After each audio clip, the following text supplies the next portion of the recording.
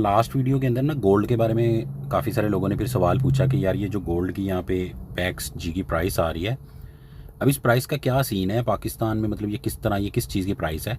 तो इसकी मैं ना तुम लोगों को थोड़ी डिटेल बता देता हूँ।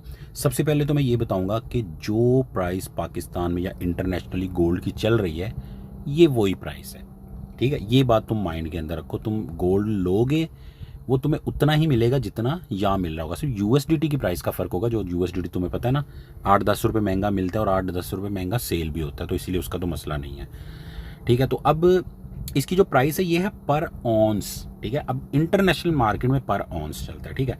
अब इसकी प्राइस चल रही है जी पर ऑन्स इस टाइम तकरीबन 3490 रुपीज़, $90, ठीक है।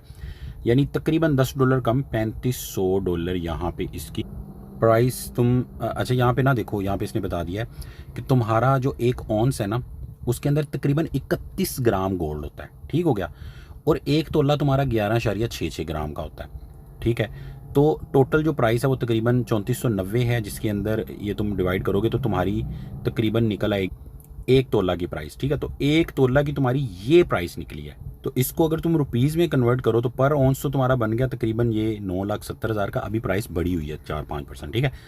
और उसके बाद पर तोला जो है ना तुम्हारा वो यहाँ पे पाकिस्तानी रुपीज़ के मुताबिक तकरीबन 363 का बन गया, ठीक है। तो वो तकरीबन वही वाली प्राइस, मतलब कह लो कि 1% से भी कम फ़र्क के साथ आपको आगे पीछे मिल रही थी। मार्केट में भी इतना फ़र्क तो होता है, ऑनलाइन वेबसाइट पे कुछ आ रहा होता है बट वहाँ पे कुछ आ रहा होता है।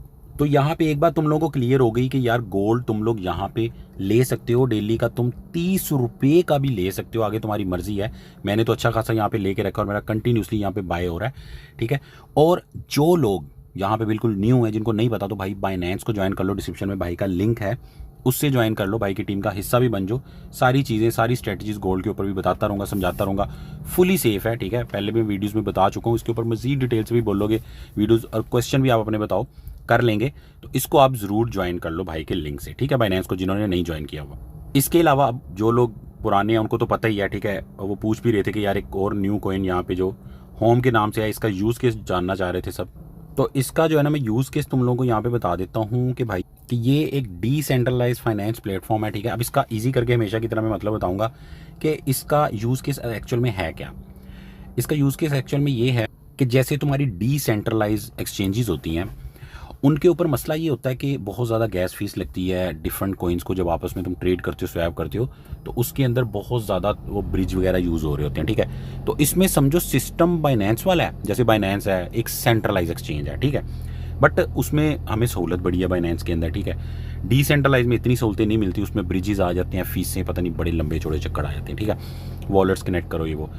लेकिन क्या ही हो कि जो बाइनेंस है समझो वो तुम्हारा डिसेंट्रलाइज हो जाए, सिस्टम यही रहे इसका। डिसेंट्रलाइज का मतलब ये है कि भाई तुम्हारे कॉइन तुम्हारी कस्टडी में है, ठीक है, जैसे ट्रस्ट वॉलेट वगैरह होता है। तो समझो ये उस तरह की चीज़ है कि ये बाइनेंस जैसा गैसलेस एक जो है ना प्लेटफॉर्म है, ऐप है, जिसके अंदर तुम्हें गैस फी या कुछ भी लंबे चौड़े चक्करों में नहीं पड़ना। बट ये डिसेंट्रलाइज है कि सारा तुम्हारी कस्टडी में, तुम्हारे वॉलेट में, ठीक है।